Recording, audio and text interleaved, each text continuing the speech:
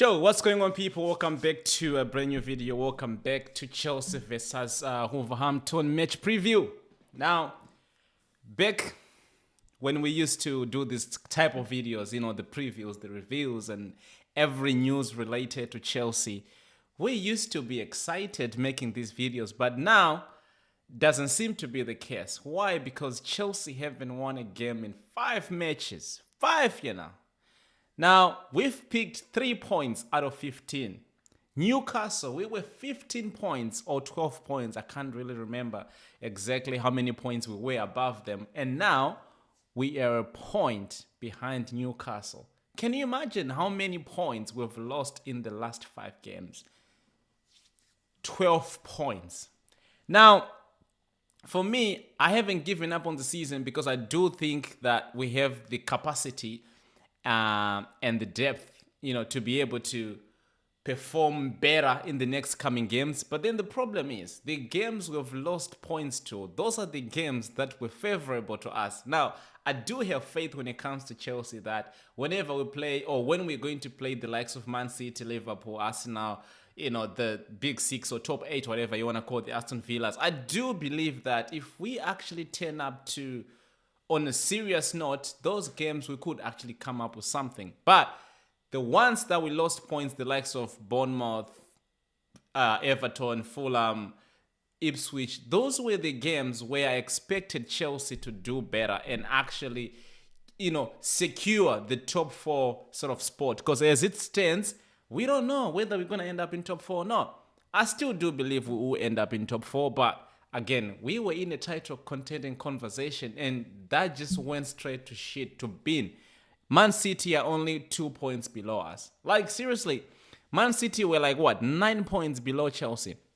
Now they're only 2 points below us. So, come on, we needed to do better. Now, Maresca hold a lot of stick to this because, first, at the beginning of the season, he was being proactive in terms of substitute. His lineup was okay. Now his lines up are questionable. He doesn't make substitute on time. I don't know whether he's starting to doubt himself, or some people might even say Chelsea have been found out. Now, I don't believe so because, it's not that they didn't know how we play. It's just that we were just better at doing what we were doing as compared to now. We're not as good as we were at the beginning of the season. You look at the likes of Jackson. He was scoring at the beginning of the season. Now, you gave him a half chance, he can't even convert it. You gave him a chance, he can't even convert it. So that's where we're lacking a little bit. Now, let's discuss about what's in the media concerning Chelsea transfer businesses. Now, there isn't much to talk about in terms of being serious, but there's a lot to question. I've been seeing some links on the guy called Theo. I don't know him, but he's from Bayern Munich. Garnacho is the one that I want to speak about. Now, who wants to sign Garnacho at Chelsea? Is it Paul Winstanley? Is it Lawrence Stewart? Why? Is it Maresca? Does he rate Garnacho? I'm sure we've all watched Garnacho here. He's not that good. Nothing good about Garnacho that I can take to Chelsea right now.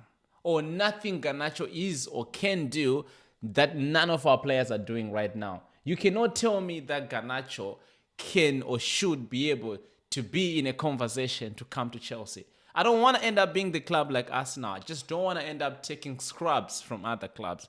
Now, talking about other transfer businesses, the outgoings, I'm quite happy with what I was seeing on the internet. The likes of Axel Disasi to go. I've been wanting him to leave a long time ago. Kani Chukwuemeka, I already said I love the player, but if it means he leaves on a loan, and then if he does better, his injuries, we can always bring him back to the club.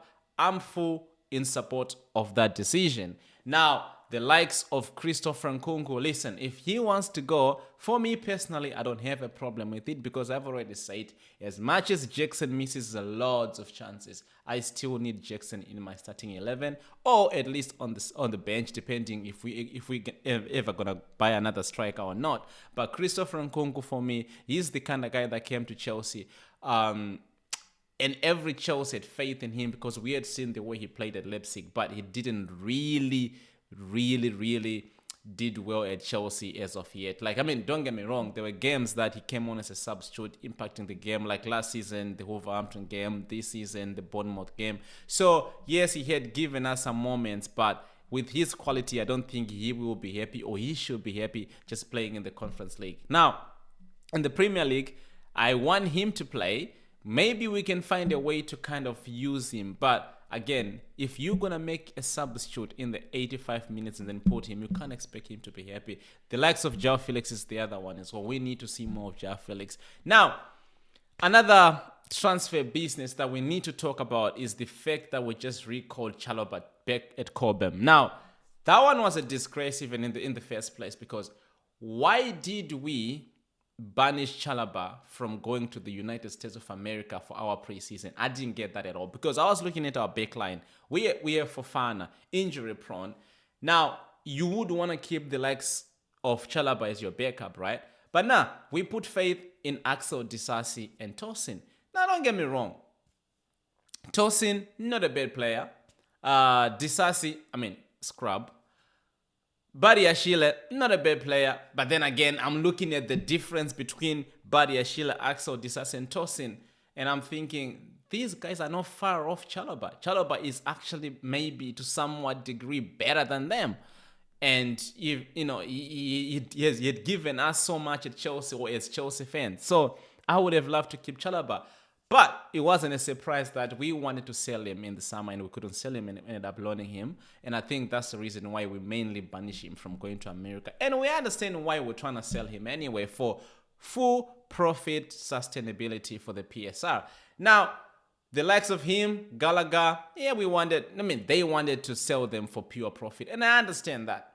And that's part of the reason why I wasn't as mad at the decision, because at the end of the day, as fans, we cry for our club to buy good players, but then at the same time, we also don't want to offload players. Like players like Conor Gallagher, they had to go for us to actually keep our PSR rules in check.